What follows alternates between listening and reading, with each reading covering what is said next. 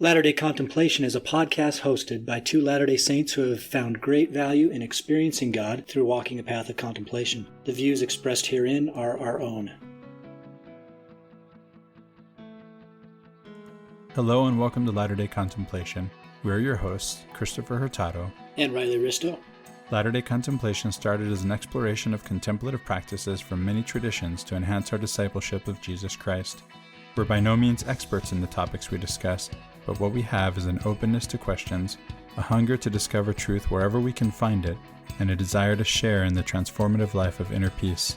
We love that you've joined us, and we hope that you find value in this community.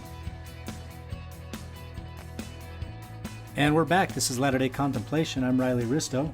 And I'm Christopher Hurtado. And today we're going to do something that we have maybe contemplated doing for a while, because it was probably close to a year ago when you made the recommendation, Christopher, that I read Al-Ghazali, and in particular, just a short tract. It's an abridgment of his much larger work, which is contained in 2 volumes. But, this was a very accessible, small, almost pamphlet-sized book that I could get through just real quick. It's 100 pages or something like that. And so it was this abridgment of the Alchemy of Happiness that became my introduction to Al-Ghazali. And since that time, we've used him as kind of a touch point to, in context of different conversations, to discuss the spiritual path within the context of Islam and Sufism. And then you've had a couple of opportunities to present, to do some presentations for the groups that we're involved with, and I've attended both of those. And so anyway, we've been batting this around for a while, and you just thought it was maybe a good time to do an episode on it, and we may do another one if we get more into it. But let's do this. Let's talk a little bit about Al-Ghazali, talk a little bit about Alchemy of Happiness, and see if we can get our listeners to have that spark of interest that I had, and maybe learn a little bit about a parallel form of religion within the Islamic tradition, and learn something new, broaden our horizons here. So what do you say? Yeah. I think the reason it came up for me when you asked me, what are we going to record this week? I just visited Zaytuna College, and Zaytuna College is the only accredited Muslim institution of higher learning in America. We're just talking about this pre-show. It's a great books school. It's, classical education, liberal arts model, classical education, that kind of thing.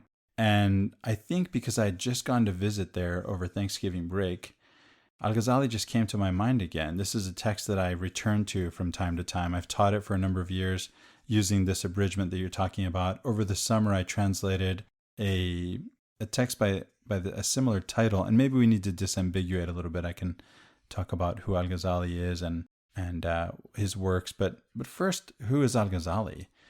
So Al-Ghazali is this really interesting figure because there's no one like him in the Western tradition. So you have the founder of Zaytuna College, and this is how I first found out about Al-Ghazali. I was watching a docudrama based on his. Well, I guess it's not really how I first found out about him. It's it is. That's how I first found out about him. I had read his book, The Deliverance from Error, and it is autobiographical, so I had some sense of him. But I watched this docudrama that was based on that work, but it had all these interviews. And so Sheikh Hamza, one of the founders of Zaytuna College, was on there talking about him. And he has this great talk on YouTube, The Critical Importance of Al-Ghazali in Our Time. And so I got a better sense of who Al-Ghazali was, and have since learned more. And Sheikh Hamza's dad worked with Mortimer Adler in the Great Books program at Chicago. Mortimer Adler's the guy that made this set, right? The Great Books of the Western World, and Britannica published that. And my father-in-law used to sell them door to door. He just told me when he was selling those door to door, he ran into George Walker Bush. He actually pitched the Great Books to George Walker Bush, and he didn't buy them, by the way. But yeah, maybe you should have. Future presidents read the Great Books, right? So, he's this figure that, because Sheikh Hamza's dad worked in that program, he read all of the Western tradition, right? From all the way back to Homer, and of course, including the Bible, all the way up to Freud. And when he heard his son interviewed on this docudrama I mentioned, he asked his son, is there anything in English I can read from Al-Ghazali? And he said, sure, Dad. And he told him what to read, and he read it. And he said, son, 2 things. Number one, the West has never produced an Al-Ghazali. Number 2, if you spent the rest of your life reading nothing but Al-Ghazali, it would not be a wasted life, which is a really nice thing to say to Sheikh Hamza, his son, because he reads a lot of Al-Ghazali. And you know what? So do I. I read and reread Al-Ghazali a lot. He has a lot to offer. You watched this docudrama, didn't you? I did watch that, yeah. It might just be interesting to clarify that Sheikh Hamza he's a convert to Islam, right? So his father is not Islamic. He's not a Muslim. Oh, yes, right, exactly. And so for him to make that kind of a compliment to Sheikh Having Hamza, studied the Western canon. right, yeah, is big. I mean, the only other person you might think of that could even somewhat approach in importance the level of Al-Ghazali for the Muslim world would be like Thomas Aquinas or something, right? I mean, I love that you brought up Thomas Aquinas because that is true. And to drive the point home, St. Thomas Aquinas acknowledged Al-Ghazali as one of his intellectual influences. So that's the kind of figure we're talking about. He's a theologian, he's a jurist, he's a philosopher, and he's a Sufi. And we're here really to talk about his Sufism, right? The contemplative side of Al-Ghazali. Well, and by the way, I mean, Al-Ghazali was well known in Europe. Even during his life, he had a reputation in Europe as an extreme intellectual, someone who not only studied, his own faith tradition, but really contended well with the philosophical traditions of the Western world, and spent a lot of time studying those and refining those. So very well known. I think he was known as Al-Ghazali in Europe or something like that. It's some transliteration of his name, but nevertheless, they knew about him. Yeah, I didn't know that he was known in his lifetime in the West. Of course, after he dies, and because the Muslims they translated Greek philosophy in the 800s into Arabic, and then that comes into the Latin tradition in the 1200s, so several hundred years later. And so then all of these Muslim philosophers have these Latinized names. So Al-Ghazali becomes Al-Ghazali. So he's well known at that point. And again, one of the acknowledged intellectual influences of one of the towering figures in Western thought being St. Thomas Aquinas. And actually, Riley, I think it's actually a false dichotomy to divide the world between Islamic and Western because, again, first of all, Islamic is Western. Islam is Western. It actually comes out of the West. We think of it as the East, but it's not actually the East. And it's very much the case also that our own philosophical tradition, which originally comes from Greece, is brought to us via the Muslims, because after it was lost to us in the Middle Ages, the Muslims brought it back to us because they engaged with that tradition at the height of their civilization between, around the 800s. And some of the towering figures of Islamic thought really even came out of Spain. What is today's Spain, and you look at Ibn Arabi. He was actually born in Spain and spent most of his life in Europe, going across to Tunisia or whatever, or Morocco from time to time. But most of his life was spent right there in Spain. Yeah, we have to remember that the Muslim world stretched from, Al-Ghazali is Persian, so it stretched from Persia all the way over to Spain. So it's vast. And yeah, it's interesting how many thinkers have come out of Spain. Some of the Stoics like Marcus Aurelius, Seneca. Let's see, Marcus Aurelius, is he from Spain? Seneca is from Spain. Al-Ghazali is from Persia. Ibn Arabi, as you mentioned, is from Murcia, Spain. You have Al-Ghazali's contender in the philosophical tradition is also from Spain. His name is Averroes in the Latin tradition, Ibn Rushd in Arabic. And so that brings us to one of the most important books that Al-Ghazali wrote, just to quickly go through his works. He actually writes a book against philosophy. Well, okay, not against philosophy. That's how it's usually understood. I shouldn't have said that. It's against particular strains of philosophy, the Neoplatonism of Ibn Sina, known in the West as Avicenna. And so it's a great title, I love this title, The Incoherence of the Philosophers. Or The Destruction of the Philosophers, as the Latin title Destructio Philosophorum had it. And then so later on, in the 1200s, Al-Ghazali died in 1111, Ibn Rushd, or Averroes, writes The Incoherence of the Incoherence, which now is just the coolest title ever, right? The Destruction of the Destruction. So he does that. Yeah, he writes on the intentions of the philosophers, and he writes this magnum opus that's called The Revival of the Religious Sciences. And this book that we're talking about, the Alchemy of Happiness, is the Persian version of that same work that he wrote in Arabic. And this, of course, we're talking about an abridgment because, again, this is a text where if you just look on Amazon or Barnes & Noble or wherever you buy books, you can find The Alchemy of Happiness in the Claude Field abridgment and translation, which, by the way, is actually from Hindu, from Persian. So how does this book come down to us? What is it that makes it so interesting that it's translated from Persian to Hindu to English and abridged, and people are reading it on vacation in Mexico, and that's you, Rather. You should tell your story. Well, I think the ideas that he puts forth have wide engagement and interest. They dovetail or overlap with religious traditions or spiritual traditions in many from many countries or areas, and so I think that there's broad appeal there. And again, you had recommended this to me, and I happened to be in Mexico in, what was it? It was in May of this year. Was it this year or last year? Geez, now I forget. Anyway, I was in Mexico, and I'm, by the pool, sitting in a pool chair, and I'm reading Al-Ghazali in the sun, beautiful day. And out in the pool in front of me, this man kind of yells at me. He's like, hey, you reading Al-Ghazali? And I said, well, yeah, I am. He's like, we need to talk, brother. And so we spent hours. This guy I'd never seen in my life.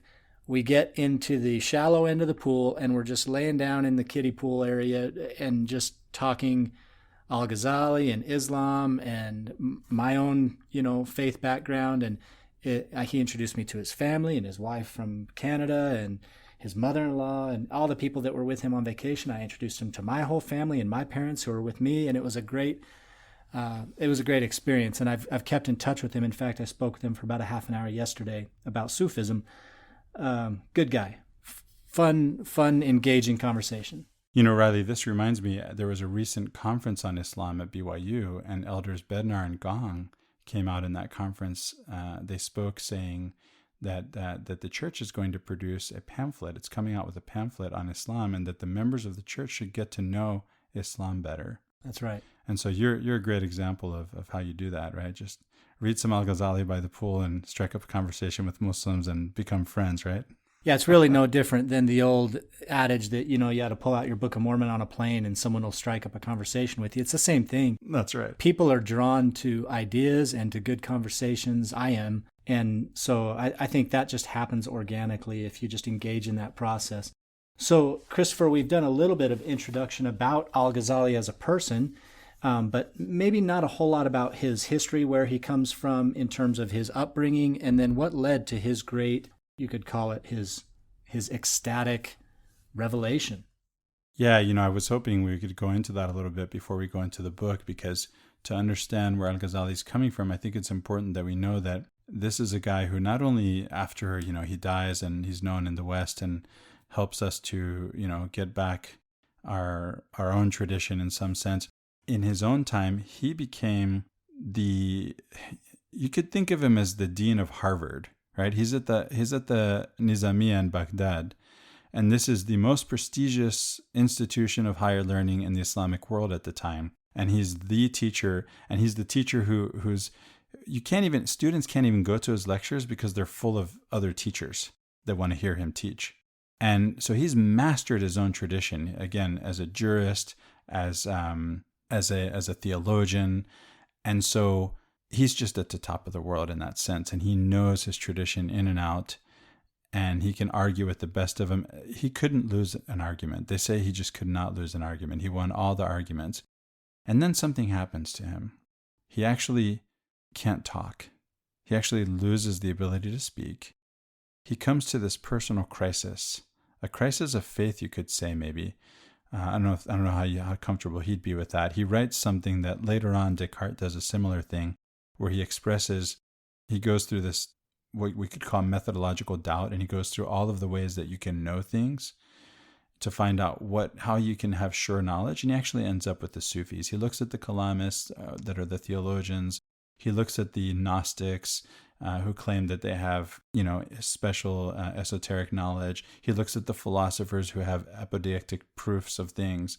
And then he looks at the Sufis and he says, the only way to have sure knowledge is to get it straight from God, straight from the source. And this is what the Sufis are doing. These are the contemplatives in Islam, the mystics. These are the ones who are turning to God to look for knowledge. But he has to go through this, losing this position, or actually giving it up, because it's not like it's taken away from him. He gives up this position, leaves some money to take care of his wife and kids with his other family, with male family members, and he leaves and he goes off. And he doesn't tell anybody where he's going. And he travels, and he goes from the dean of Harvard, so to speak, to the janitor. Now he's in Damascus, and he's sweeping the mosque, and people are discussing his books and arguing about them, and he's listening and not saying anything. I want to come back to something you talked about there, because it's something that I think speaks to our day today. And in fact, I just tuned in last week, and I shared this podcast with you too as well, the Jordan Peterson podcast, and he had on as guests two from a religious tradition and another gentleman, John Vervaeke, who's more from the cognitive, theoretical, scholarly tradition. And they just had the most wonderful conversation. And really the key to what they were talking about, or the topic they were discussing, was knowledge. And the knowledge gap, or the crisis of knowledge and the crisis of meaning that comes from not having a sure footing for obtaining knowledge. And one of the things that you just mentioned about Al-Ghazali was that he was really struggling with how to know, not what to know, not the facts, not what John Vervaeke calls the propositional knowing of whether something is true or false, or black or white, or positive or negative. That's propositional knowing. Al-Ghazali thought, and he eventually settled on the Sufism, the Sufi way of knowing, which was more participatory, experiential, perspectival, and even procedural to some extent, because the best knowledge comes directly from access to God. It's that procedure of accessing God and then receiving knowledge from God. And so he was really arguing for a different way of knowing. 1,000 years before these four heavyweights of the intellectual dark web were having the same conversation on this podcast. Yeah, that's right. And so he has this crisis of knowledge. He goes off, he leaves his position, and he becomes a mystic. He realizes that, I think we can make a comparison rather in our tradition with the idea of being a Pharisee. He really knew, because the Pharisees were also jurists, right? These are legal scholars. These are scholars of religion. They know all this stuff. And maybe they're doing the things by the book. But what Al-Ghazali wanted to do, he saw that people blindly followed tradition, and he thought you should follow tradition, but not blindly. He thought that intention mattered, because it's the intention of the heart that actually draws you closer to God in performing the religious duties. The religious duties themselves, what we call the checklist gospel in our conversations, are not enough to get you there. But of course, if you're going through the checklist with the proper intention, and even if I would say even if you don't have the intention, if you're not aware of that, you're still keeping your nose clean, so to speak. I think that's a beginning. It's just not going to get you all the way there. In fact, we have a great quote, don't we, from Al-Ghazali on this? Yeah, why don't you read that one? I love that. Yeah, so somewhere in the Arabic recension of it's another work by the same title, The Alchemy of Happiness. We'll have to maybe disambiguate those in another episode. He says, knowledge of the spirit is very difficult to acquire, because the path to knowledge of it is not mentioned in religion, as there is no need in religion to know it, since religion is striving, and knowledge of the spirit is a sign of guidance. Man, what that points to for me is it draws a distinction between almost kind of like the masculine and the feminine mode of obtaining knowledge. The masculine way might be to pursue it, almost like in a hunt, as a hunter would pursue its prey. And you do that by tackling books and attending lectures and just putting yourself in all of those positions, and then really attacking the knowledge. And then there's the second way, which is sort of receptive and humble. It's putting yourself in a position of meekness and humility to be able to receive knowledge by almost being empty of your own agendas and biases and maybe even your prior knowledge that you've obtained. It's like wiping the slate clean so that you can receive pure knowledge or revelation from a higher source. That reminds me of a quote from Al-Ghazali where he says in another work, and a lot of his works actually tend to be epitomes of other works. So the Revival of the Religious Sciences is his magnum opus. The Alchemy of Happiness is a summary of that in Persian. The Revival's in Arabic. And then this particular work that this quote comes from is called Beloved Disciple, and it's the shortest possible version of, Al-Ghazali's ideas. And he says, knowledge without work or action, knowledge without action is insanity, and action without knowledge is vanity. So he was really big on this question of what do you do with this knowledge, right? If you don't actually put it into practice, then it doesn't do you any good. So he thought, just to know things and to know the law, but not to actually perform the religious rituals and actually get close to God, which is the whole purpose of them, was just insane. It's just vanity, and it's just insanity not to actually go on and not to actually do these things for the sake of God. Not for the sake of the checklist, but for the sake of God. Yeah, something we kind of discussed a little bit pre-show is what is it that the works do for you? And we've had this discussion many times. This is one of the repetitive conversations we have throughout the episodes in our podcast. And it was really the subject of on exotericism and esotericism. I don't remember what episode number that was, but they can look back in the list. And that is that you need both. That, one doesn't save. You can't work your way into a sure knowledge or communion with God. But without doing it, you're not going to arrive there either. You need both. So we tend to put the moniker of worthiness on this process, and we say, okay, you've got to do all the things. You've got to, what we call the checklist gospel. You got to do those things, and then that makes you worthy, quote unquote, of going to that next level or having the knowledge of God then revealed to you. Worthiness in that respect, it takes on just kind of a strange, there's a lot of baggage that comes along with it. It becomes a moral judgment of one's character, when in reality what it is, it's a sign of personal preparedness. Like if I'm willing to enter into this habit or this procedure for becoming prepared for the knowledge, then there's a higher chance of receiving the knowledge. It's like anything in life. And this should be very relatable for anyone. You go to school. And you go to school so that you can learn. And then once you've learned, you're better prepared for your vocation. And I'm not saying the only point of going to school is your vocation, but it's a side benefit. It's a byproduct of acquiring knowledge. And once you've acquired knowledge, you're better prepared to then receive that knowledge that comes from a vocation. And it's sort of the same thing. The worthiness, again, there's some baggage that comes with that, but if you kind of replace the implied meanings of worthiness with preparedness, then perhaps you start to come closer to what the meaning of that is and how best to approach the esoteric knowledge that comes after you've acquired the knowledge. Yeah, so that brings me back to the quote that you asked me to read. I want to go through that again, and let's make sure that we can explain it in our own words here, right? Knowledge of the Spirit is very difficult to acquire because the path to knowledge of it is not mentioned in religion. By the way, this is my translation from the Arabic recension. The point so far is religion doesn't actually give you knowledge from God, because knowledge from God comes from God, not from religion. So we've talked about, revelation is a direct experience. Scriptures are tellings of direct experience, and therefore at least one step removed from the actual experience. I think putting them into language implies much more than just one step of removal, but we could say they're at least one step removed from the experience. And so religion doesn't actually give you that knowledge. So knowledge of the Spirit is very difficult to acquire because the path to knowledge of it is not mentioned in religion, as there's no need in religion to know it, since religion is striving.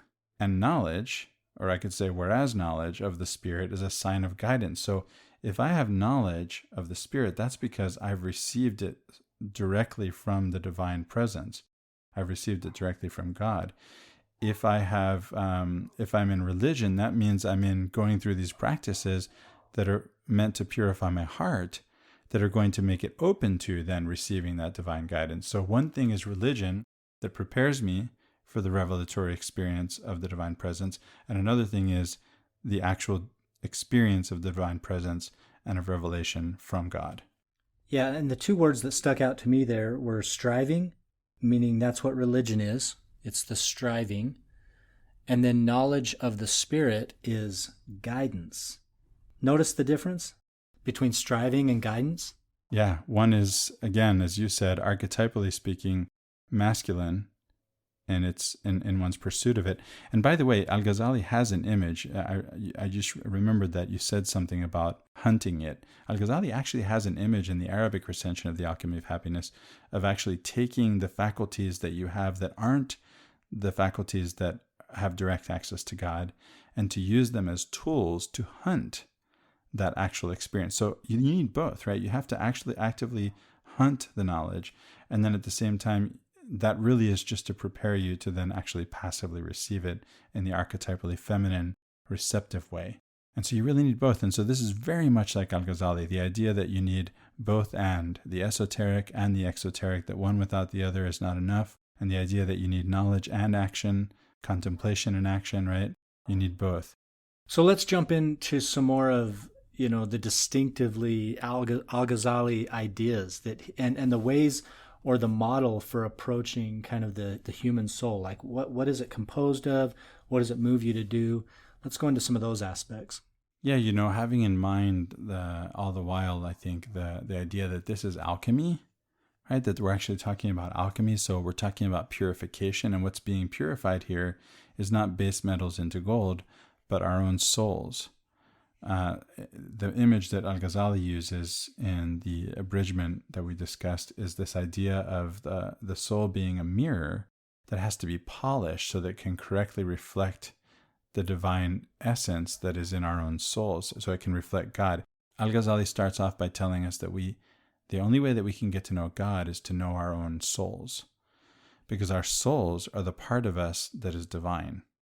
And so sense data isn't going to get us access to God.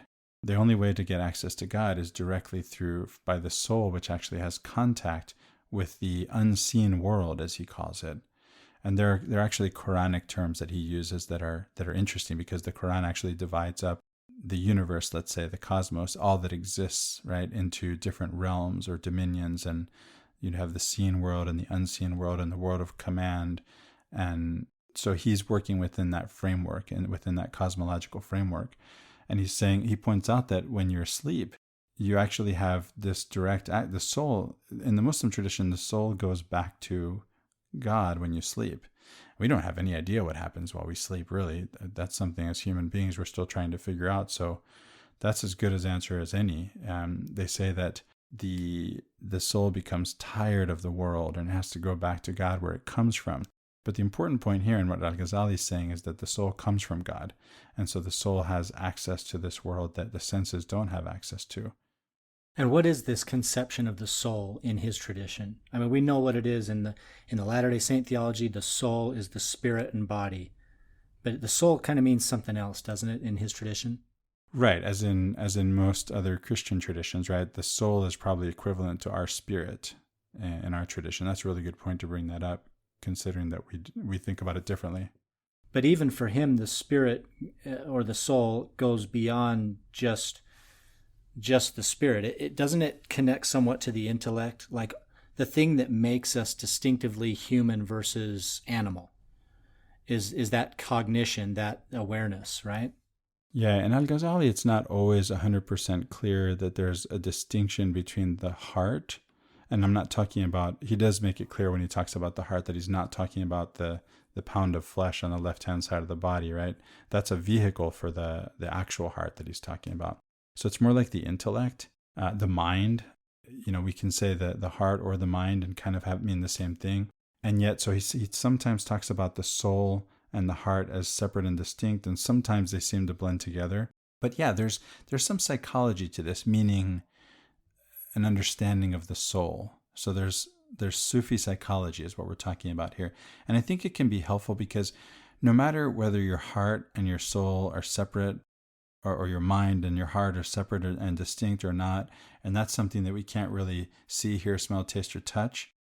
This is let's call it an intellectual exercise, an imaginal exercise. And if we can think about this imaginally, then we can see a usefulness in it. Just like Freud's psychological language gave us a way to talk about ourselves, right? And when I say ourselves, there's an example, right? Al-Ghazali says, to know God, you have to know yourself. But that's just one translation of what he's saying. He's really saying that you have to know your nafs, which is equivalent, that's the Arabic equivalent to the Hebrew nefesh, which is translated soul. So it could be considered the ego self too. The ego self, the soul. This is not the highest. There's a separate word for spirit that is a cognate to the Hebrew word for spirit. And so to say that the soul and the spirit are the same is not exactly accurate either, right? Because if you got the nafs and then you have the ruach, these are slightly different ideas, right? Yeah, again, it's not really clear if, it's not always clear whether Al-Ghazali distinguishes between nafs and ruh, but they're both there in Al-Ghazali too. Yeah. I actually, when we were trying to remember where we brought up some of these ideas before, it's coming back to me. I think it was the episode we had Travis Patton on and we talked about classical contemplation. And he was bringing up the way that the classical world, the Greeks, organized the soul, or organized this combination of body and spirit that composed the human. It was to, you had the world soul and so on down the line. But Al-Ghazali, he organized it a different way to help us understand. And it doesn't mean that either one is better or wrong or right, but this is just the way that he organized it, was with the dog soul, the pig soul, and then he has like the rational or sage soul. And each one of them has a role, right? Yeah, so this is very much in the Platonic tradition that I was going to mention. It's this idea that the soul has parts. And again, Al-Ghazali knows, he mentions specifically of the heart, what he's calling the heart, al-qalb, the heart. The qalb cannot be divided. It's because it's not from this world. Things in this world can be divided. That idea goes all the way back to Plato. It's expressed in almost identical terms with Al-Ghazali and St. Augustine. And so it's this idea then, this Platonic idea that there are powers of the soul. So they're not different souls, even though he says the animal soul, the pig soul, the pig soul, the dog soul, and the angel soul, or the angelic soul, which is the rational soul. They're powers of the soul. And so this actually goes into a little bit of what Al-Ghazali is up to and how we actually purify our souls, right? Which is this idea that he has in mind the great chain of being. The great chain of being that goes, again, back to Plato, at least. It's this idea that, and you mentioned Neoplatonism, in this becomes important, this chain of being becomes important in any mystical tradition, including in Neoplatonism, because we can ascend it. So Al-Ghazali is the one who introduces the idea that Pico de la Mirandola is most famous for having introduced in the West. But Pico got it likely from there seems to be evidence that he got it from his Hebrew teacher who read Al-Ghazali. So Pico didn't read Al-Ghazali, but Pico's Hebrew teacher read Al-Ghazali. And so this is a famous, 15th century Florentine, Italian Renaissance. But this idea comes from Al-Ghazali that we can either descend to the level of beasts or we can ascend to the level of angels. And what he wants to do with the alchemy is to take us from the level of beasts up to the level of angels. So he points out that we have in common certain things with beasts of burden, with beasts of prey, even with demons. All of those are part of our potential, right? And so then, but we also have this angelic potential, and how do we realize that? Yeah, and I actually see quite a bit of overlap if you go to the other side of the world, into the Far East, or into the Hindu tradition with the chakras. I mean, that's basically the same idea. You're taking these metaphorical ideas and you're assigning them to different levels within the human form or frame. So the chakras, the idea is to ascend through the spine, and each one of those spinal segments represents a different aspect of soul ascension. And so this is just another way to express the same idea of ascension. Yeah, there don't have to be, metaphysically speaking, these chakras or these parts of the soul or powers of the soul. They're an epistemological reality that helps us to think about and then focus our intention in this idea of alchemy, of purifying our hearts, right? And that's, by the way, very much in line with Al-Ghazali, what you mentioned, because he does mention that the human being is a microcosm. So as the cosmos is, so is found within the human being, which we also see in Hermeticism and in Jewish mysticism and Kabbalah. Yeah. Yeah. As above, so below. That's the clarion call of the Hermeticists, right? Indeed. So these powers that we have in common, or these attributes that we have in common with beasts, Al-Ghazali really goes into, and in the Alchemy of Happiness, in the full work, there's a whole chapter or book, as it's called in those days. Nowadays, we'd call it a chapter, on breaking the two desires. And the two desires are the desires of the stomach and the desires of the genitals. And so he deals with those here in this book, in the Alchemy of Happiness. He deals with what we call concupiscence in English and irascibility. And yet, I say English, but these terms are not that familiar, right? Concupiscence and irascibility. So I'll define them a little bit. Concupiscence really means I like to use the word concupiscence because it's not actually lust that we're talking about, but lust comes from concupiscence. Concupiscence also it's what has you be attracted to your wife, Riley, and to want to marry her. And so it has its place because the procreation of the species depends on it. But it also can produce adultery if you don't moderate your desires. Right? So he's talking about desires, the desires of the flesh, the appetites of the flesh, those of the stomach, those of the genitals. And so when it comes to irascibility, this is now not anger necessarily, but the ability to become angry, which also has its place. Well, and I think it's important too to highlight that the ascension from the physical representation of each of these motivations, which is, again, you mentioned the genitalia, right? So that's the base appetite of procreation that we have in common with all the animal kingdom. We're not set apart from the animals at all. All animals have this exact same appetite for, sensual indulgence. And that comes at the base of the spine. Again, that's the lowest energy. And it's the lowest energy in this mock-up too, of Al-Ghazali. And so as you ascend, you go from that concupiscence up to irascibility. And irascibility, you might say, is somewhat higher order than just the base instincts, because it actually requires differentiating and cognition and thinking about something, and not purely reacting, but really putting some thought into something, right? Like you use the example of a woman getting mugged as how our irascibility might be manifested. In pre-show discussion, yeah. So I would say for Al-Ghazali, yeah, it's the idea that there's irascibility, that's this capacity to become angry. It's not really anger. So that's why I keep using the term irascibility, but it's where anger comes from. And so that's also something that we share with animals. And it's not quite the rational faculty. It's the rational faculty becomes involved, Riley. Here's where Al-Ghazali's going with it, where you went with it. That's exactly where he wants to go with it, is that for us to actually be able to put these powers of our soul underneath the rule of the rational power. Because the anger itself is just something that wells up inside us. It's something that is natural and that even animals have. And this is what you see beasts of prey, tearing into flesh, and that's their pleasure, right? That's the pleasure. And ruminants, they like to, the pig lies around in its muck, and that's its nature. And by the way, Al-Ghazali doesn't think that the pig or any beast or any creature of God is reprehensible in its form. He's talking about attributes. God created those beasts to be that way, and we have those same powers or attributes in our own souls. But what he wants us to do in a very Aristotelian way is to bring, and actually, again, in the tripartite soul model of Plato, it's this idea of bringing the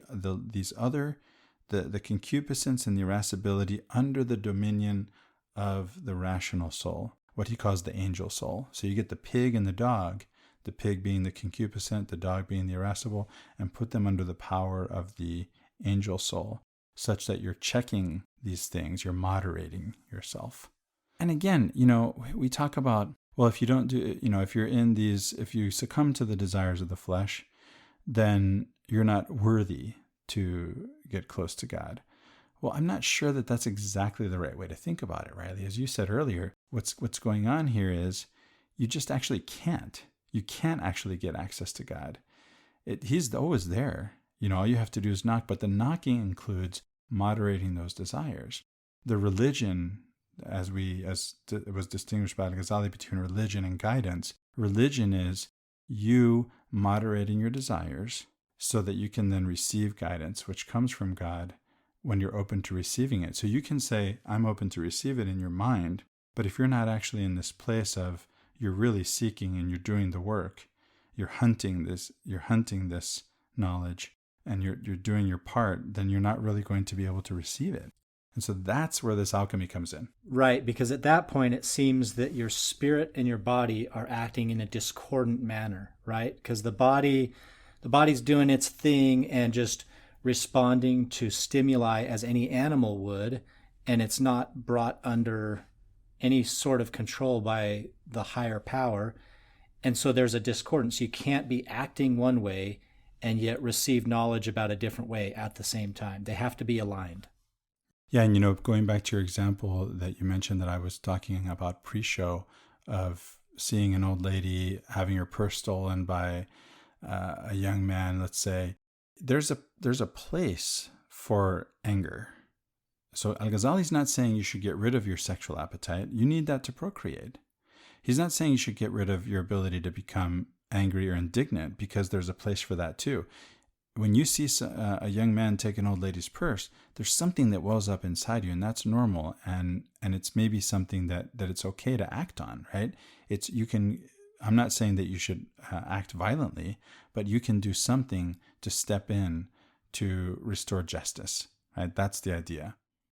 Well, that's awesome, Chris. Thanks for giving us that explanation. So just to kind of summarize, these grand ideas of what Al-Ghazali is presenting to us are essentially that God's guidance is available to us, and it does come from within. It is accessed within, but only after a spiritual discipline. And that spiritual discipline is basically an understanding of what our soul is composed of and how to react so that we can be open for God's guidance to come into our lives. And so it really begins again with that base, the motivations and the appetites that we have that are really no different from the animals, like the dogs and the pigs. It's the concupiscence and the anger and the irascibility, the indulgence, all those appetites, bringing those under the dominion of the intellect, which is the angel soul. And that's what sets us apart from the animals, right? We didn't say that. That's the thing that we have that the animals don't have, is that intellect. And so in order to discipline ourselves, we're given, and every culture is given these, they're given a path of a disciple, which is the root of discipline, right? It's the way to achieve that oneness or unity, or that guidance that we can receive from God, is through a spiritual discipline.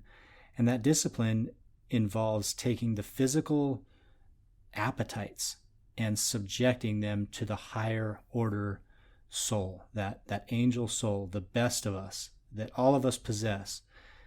And so, whether you grow up as a Muslim or a Hindu or a Latter-day Saint, we have these disciplines, and it does behoove us to try to practice them so that we build the foundation of a moral, ethical life and are ready, prepared, or in the common parlance, worthy to then receive the guidance from Heavenly Father. And to have in mind that that's what we're doing and why we're doing it, right? To have that intention. I'm not just checking stuff off a list. I'm actually preparing myself to receive that guidance. Yeah. That's a great point. And it's something that's actually discussed in the Book of Mormon as well. And I'm probably going to screw this up, but I remember a part where, and I think it was Nephi, but he says essentially that we have this law. We have this law of Moses. And even though we know that Jesus is coming, that there will be a Savior, that there is a Messiah coming, nevertheless, we keep the law. And so for him, he sees the law in its proper context. It's like, okay, this is my discipline. I know that it may not be perfect. In fact, we're actually condemned by the law, as Paul says. But it's not this law that I'm focusing in on. That's the condemnatory part. If you focus on just the law itself and think that that's salvation. No, this is a vehicle. The discipline, the spiritual practice, is a vehicle to then arrive at a place where we are in a space and can receive the guidance from God. And so like any discipline, they all serve that purpose, but we have to keep that purpose in mind.